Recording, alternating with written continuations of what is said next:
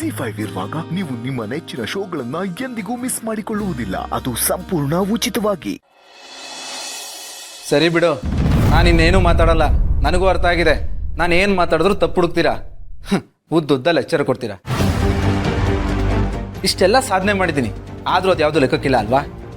ನಾನು ಕಟ್ಸಿದ ಮನೇಲಿ ನನಗೆ ಮರ್ಯಾದಿಲ್ಲ.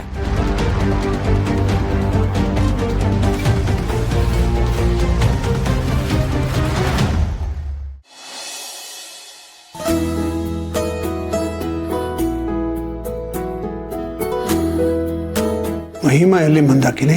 ಅವಳಾದ್ರೆ ಇನ್ನೇನ್ರಿ ಮಾಡ್ತಾಳೆ, ರೂಮಲ್ಲಿ ಕೂತಿದ್ದಾಳೆ ಡಲ್ಲಾಗಿ. ಎಲ್ಲ ನಮ್ಮ ಮಗ ಇದ್ದಾನಲ್ಲ ಅವಂದೇ ಎಡವಟ್ಟು.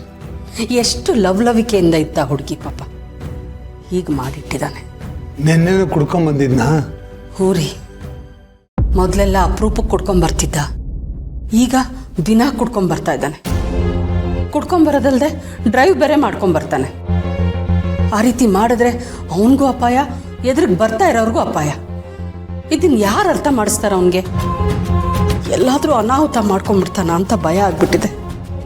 ಏನು ಮಾಡೋದು ಅಂತ ಗೊತ್ತಾಗ್ತಿಲ್ಲ. ಹೇಗಿದ್ದವನು ಹೇಗಾಗ್ಬಿಟ್ಟ. ಈ ದುಶ್ಚಟಗಳನ್ನ ಬಿಡಿಸೋದು ಹೇಗೆ ಅಂತ.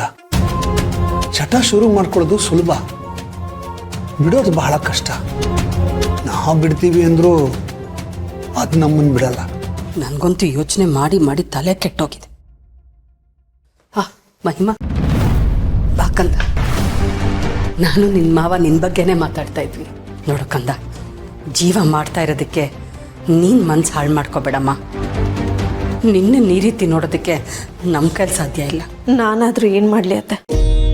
ಜೀವ ನೋಡಿದ್ರೆ ನಂಗೆ ಹರ್ಟ್ ಆಗತ್ತೆ. ಅವನಿವಾಗ ಎಲ್ರ ಕೈ ತಪ್ಪು ಹೋಗ್ಬಿಟ್ಟಿದ್ದಾನೆ. ಅವನು ಯಾರ ಕಂಟ್ರೋಲಲ್ಲೂ ಇಲ್ಲ.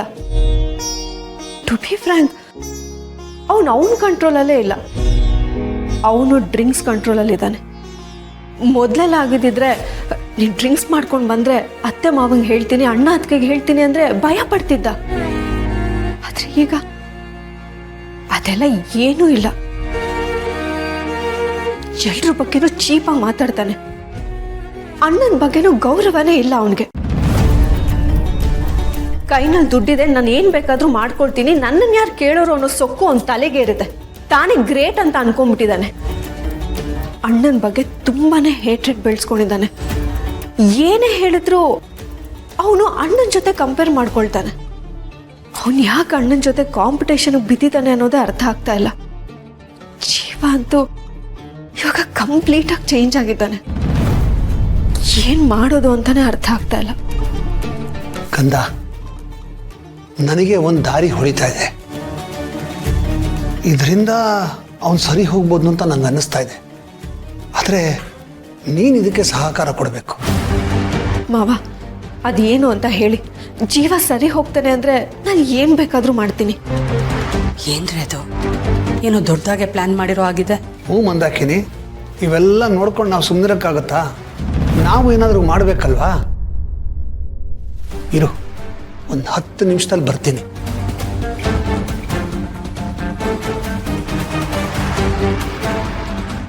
ಎಲ್ಲೋದ್ರಿ ಇವರು?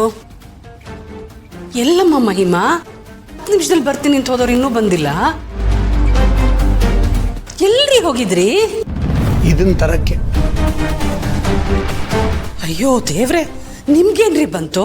ಮಗ ಆಚೆ ಕುಡ್ದಿದ್ ಸಾಲ್ದು ಅಂತ ಮನೆಯಲ್ಲೂ ಕುಡ್ದು ಹಾಳಾಗ್ಲಿ ಅಂತ ತಗೊಂಬಂದಿದ್ದೀರಾ? ಇದು ನನ್ನ ಮಗನಿಗಲ್ಲ ಮಂದಾಕಿನಿ, ನನ್ನ ಸೊಸೆಗೆ. ಅಯ್ಯೋ ದೇವ್ರೆ, ಏನ್ರಿ ಆಗಿದೆ ನಿಮ್ ಬುದ್ಧಿಗೆ? ಮಗ ಸೊಸೆ ಇಬ್ರು ಕುಡ್ದು ಹಾಳಾಗೋಗ್ಲಿ ಅಂತನ? ಮಂದಾಕಿನಿ, ನಾನು ಪೂರ್ತಿ ಹೇಳೋದನ್ನ ಸ್ವಲ್ಪ ತಾಳ್ಮೆಯಿಂದ ಕೇಳು. ಸರಿ, ಅದೇನು ಹೇಳಿ. ನೋಡಮ್ಮ ಮಹಿಮಾ, ಈಗ ಜೀವ ಮನೆಗೆ ಬಂದಾಗ ನೀನು ಇದನ್ನ ಅವನ ಮುಂದೆ ಇಟ್ಕೊಂಡು ಕುಡಿಯಕ್ಕೆ ಶುರು ಮಾಡಬೇಕು. ಅದನ್ನ ನೋಡಿದಾಗ ಅವನಿಗೆ ಇದು ಹೇಸಿಗೆ ಬಿಟ್ಬಿಡ್ಬೇಕು ಅಂತ ಅನಿಸತ್ತೆ. ಈ ಥರ ಕೆಟ್ಟ ಚಟಗಳನ್ನು ಬಿಡಬೇಕು ಅಂತ ನಾನೇ ನಿನಗೆ ಅಡ್ವೈಸ್ ಮಾಡಿದ್ದೀನಿ. ಆದರೆ ಈಗ ನಾನೇ ನಿನಗೆ ಇದನ್ನು ಮಾಡು ಅಂತ ಹೇಳ್ತಾ ಇದ್ದೀನಿ. ಏನು ಮಾಡೋಕ್ಕಾಗತ್ತೆ, ಸಿಚುವೇಶನ್ನು ಆಗಿದೆ. ಒಂದಂತೂ ಸತ್ಯ, ಇದು ಖಂಡಿತ ವರ್ಕ್ ಆಗತ್ತೆ ಅಂತ ನಂಗೆ ಅನ್ನಿಸ್ತಾ ಇದೆ. ರೀ, ಮಗನ ಚಟ ಬಿಡ್ಸಕ್ ಹೋಗಿ ಇವಳ ಚಟ ಜಾಸ್ತಿ ಆಗ್ಬಿಟ್ರೆ ಆಮೇಲೆ ಗಂಡ ಹೆಂಡತಿ ಇಬ್ರು ಕುಡುಕರಾಗ್ಬಿಡ್ತಾರೆ. ಬೇಡ ಸ್ವಾಮಿ, ನಿಮ್ಮ ಈ ಐಡಿಯಾ ವರ್ಕ್ ಆಗಲ್ಲ, ಬೇಡ. ಮಂದಾಕಿನಿ, ಇದು ಒರಿಜಿನಲ್ ಅಲ್ಲ, ಡೂಪ್ಲಿಕೇಟು. ಇದು ಅವನಿಗೆ ಹೆದರ್ಸಕ್ಕಷ್ಟೇ. ಹಂಗಾದ್ರೆ ಓಕೆ, ನಿಮ್ಮ ಐಡಿಯಾ ಸೂಪರ್.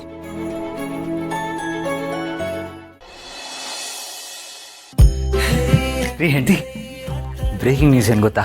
ಜೈ ಬ್ರೋಗೆ ಕಂಪ್ನಿಲಿ ಟಾಪ್ ಪೊಸಿಷನ್ ಸಿಕ್ಕಿದೆ. ನನಗಂತೂ ನಿಜವಾಗ್ಲೂ ತುಂಬಾನೇ ಖುಷಿ ಆಗ್ತಿದೆ.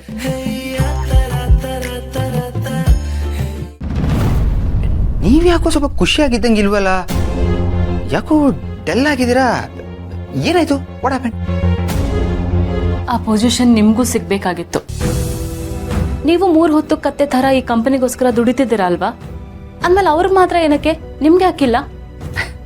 ರೀ ಅಪೇಕ್ಷಾ, ಅವ್ರಿಗೊಂದು ಸ್ವಲ್ಪ ಇವ್ರಿಗೊಂದು ಸ್ವಲ್ಪ ಅಂತ ಕೊಡೋದಕ್ಕೆ ಅದೇನು ದೇವಸ್ಥಾನದ ಪ್ರಸಾದನಾ? ಅದು ಕಂಪ್ನಿಯಲ್ಲಿ ಟಾಪ್ ಪೊಸಿಷನ್ನು, ಅದನ್ನು ಎಲ್ರಿಗೂ ಕೊಡೋದಕ್ಕೆ ಆಗೋದಿಲ್ಲ. ಆ್ಯಂಡ್ ಮೋರ್ ಓವರ್ ಜೈಬ್ರೋ ನನಗಿಂತ ಸೀನಿಯರ್ ಆದರೂ ಒಬ್ಬ ಆರ್ಡಿನರಿ ಎಂಪ್ಲಾಯಾಗಿ ಕೆಲಸ ಮಾಡಲಿಲ್ವಾ? ಆ್ಯಂಡ್ ಲಾಸ್ಟ್ ಟೈಮ್ ಅವನಿಗೆ CFO ಪೋಸ್ಟ್ ಕೊಡೋದು ಬದಲು ಬಿಗ್ ಬ್ರೋ ನನಗೆ ಕೊಟ್ಟ. ಇದಕ್ಕಿಂತ ಏನಿರಬೇಕು? But still what but still Apeksha? ಪಂಚಾಮೃತ ಆಲ್ರೆಡಿ ನನ್ನ ಪಾಲಿಗೆ ಬಂದಾಗಿದೆ. ಇದಕ್ಕಿಂತ ಜಾಸ್ತಿ ಆಸೆ ಪಡಬಾರ್ದು. ಅತಿ ಆಸೆ ಒಳ್ಳೇದಲ್ಲ. ಇಷ್ಟು ದಿನ ಜೈಬ್ರೋ ನನ್ನ ಕೈ ಕೆಳಗಡೆ ಕೆಲಸ ಮಾಡ್ತಾ ಇದ್ದ. ಈಗ ನಾಳೆಯಿಂದ ನಾನು ಅವನ ಕೈ ಕೆಳಗಡೆ ಕೆಲಸ ಮಾಡ್ತೀನಿ. I mean it's a cycle. ಆಫೀಸಲ್ಲಿ ಕೆಲಸ ಆಗೋದೇ ಹೇಗೆ ನೋಡಿ. ನೀವು ಅದನ್ನ ಪ್ಲೀಸ್ ಅರ್ಥ ಮಾಡ್ಕೊಳ್ಳಿ. ನಿಮ್ಮ ಗಂಡಂಗೆ ಯಾವುದೇ ಥರದ ಅನ್ಯಾಯ ಆಗಿಲ್ಲ. ನೀವು ಅದ್ರ ಬಗ್ಗೆ ಎಲ್ಲ ಜಾಸ್ತಿ ತಲೆ ಕೆಡಿಸ್ಕೋಬೇಡಿ. ಆ್ಯಂಡ್ ಮೋರ್ ಓವರ್ ಜೈಬ್ರೋಗೆ ಸೀನಿಯಾರಿಟಿ ಇದೆ, ಟ್ಯಾಲೆಂಟ್ ಇದೆ, ಅಬಿಲಿಟಿ ಇದೆ. Apeksha, I think he deserves it. ನನಗೇನು ಅವ್ರಿಗೆ ಆ ಪೋಸ್ಟ್ ಸಿಕ್ತು ಅಂತ ಹೊಟ್ಟೆ ಕಿಚ್ಚೇನಿಲ್ಲ. ಮತ್ತೆ ಯಾಕೆ ಇಷ್ಟೊಂದು ಫೀಲ್ ಮಾಡ್ಕೋತಾ ಇದ್ದೀರಾ? ಹಾಗೆ ಇರುತ್ತಲ್ಲ, ನನ್ನ ಗಂಡ ಆದವನಿಗೂ ಒಳ್ಳೇದಾಗ್ಲಿ, ಅವನು ಬೆಳಿಬೇಕು, ಇದೊಂಥರ ಹೆಂಡತಿ ಸೆಂಟಿಮೆಂಟ್ ಅಂದ್ರೂ ತಪ್ಪಿಲ್ಲ. ಪರವಾಗಿಲ್ವೇ? ನೀವು ನನಗೋಸ್ಕರ ಇಷ್ಟೊಂದೆಲ್ಲ ಮಿಡಿಯೋದು ನೋಡಿದ್ರೆ ನಂಗೆ ನಿಜವಾಗ್ಲೂ ತುಂಬಾ ಖುಷಿ ಆಗುತ್ತೆ. ನಾನು ಒಂಥರ ಸ್ಪೆಷಲ್ ಅನ್ನೋ ಫೀಲ್ ಆಗುತ್ತೆ. ಏನೋ ನನ್ನ ಹೆಂಡತಿ ಎಷ್ಟು ಒಳ್ಳೆಯವರಪ್ಪ, ನಾನು ಅನ್ಕೊಂಡಂಗೆ ಅಲ್ಲ ಅಂತ ಅನ್ಸುತ್ತೆ. ಎಕ್ಸ್ಕ್ಯೂಸ್ ಮೀ, ಏನ್ ನಿಮ್ಮ ಮಾತಿನ ಅರ್ಥ? ನೀವ್ ಅನ್ಕೊಂಡಾಗ ಅಲ್ಲ ಅಂದ್ರೆ ಏನ್ ಅನ್ಕೊಂಡಿದ್ದೀರಿ ನನ್ನ ಬಗ್ಗೆ? ಅದು ಏನಿಲ್ಲ, ಹಾಗೆ ಮಾತಿಗೆ ಹೇಳಿದೆ ಅಷ್ಟೇ. ನೀವು ಅದ್ರ ಬಗ್ಗೆ ಏನು ಜಾಸ್ತಿ ತಲೆ ಕೆಡಿಸ್ಕೊಬೇಡಿ, ಆಮೇಲೆ ದೊಡ್ಡ ಕಾಂಟ್ರವರ್ಸಿ ಆಗಿಬಿಡುತ್ತೆ. ಈಗೇನು ನನಗೊಂದು ಪೊಸಿಷನ್ ಸಿಕ್ಕಿಲ್ಲ ಅಂತ ನಿಮಗೆ ಬೇಜಾರು? ಸಿಗುತ್ತೆ ಅಪೇಕ್ಷೆ, ಅದಕ್ಕೆ ಯಾಕೆ ಅಷ್ಟೊಂದು ತಲೆ ಕೆಡಿಸ್ಕೋತೀರಾ? ನೋಡಿ, patience and hard work never go wasted. Okay ನೋಡಿ, ನಮ್ಮ ಲೈಫಲ್ಲೂ ದೀಪಾವಳಿ ಹಬ್ಬ ಬರುತ್ತೆ, ಪಟಾಕಿ ಹೊಡೆಯೋಣ. ನೀವು ತಲೆ ಕೆಡಿಸ್ಕೋಬೇಡಿ, ಓಕೆ? ನಾನೇನು ತಲೆ ಕೆಡ್ಸ್ಕೊಳ್ತಾ ಇಲ್ಲ ಪಾರ್ಥ. ನನ್ನ ಆಸೆ ಏನು ಗೊತ್ತಾ? ನೀವು ಇನ್ನೂ ಸ್ವಲ್ಪ ಹೈಯರ್ ಪೊಸಿಷನ್ಗೆ ಹೋಗಿ ನಿಮ್ಮ ಕೆಲಸನೆಲ್ಲ ಬೇರೆಯವ್ರು ಮಾಡೋ ಥರ ಆಗಬೇಕು. ನೀವು ಜಸ್ಟ್ ಮಾನಿಟರ್ ಮಾಡಬೇಕು ಅಷ್ಟೇ. ZEE5 ಆಪ್ ಡೌನ್ಲೋಡ್ ಮಾಡಿ ಎಲ್ಲಾ ಸಂಚಿಕೆಗಳನ್ನು ಸಂಪೂರ್ಣ ಉಚಿತವಾಗಿ ನೋಡಿ.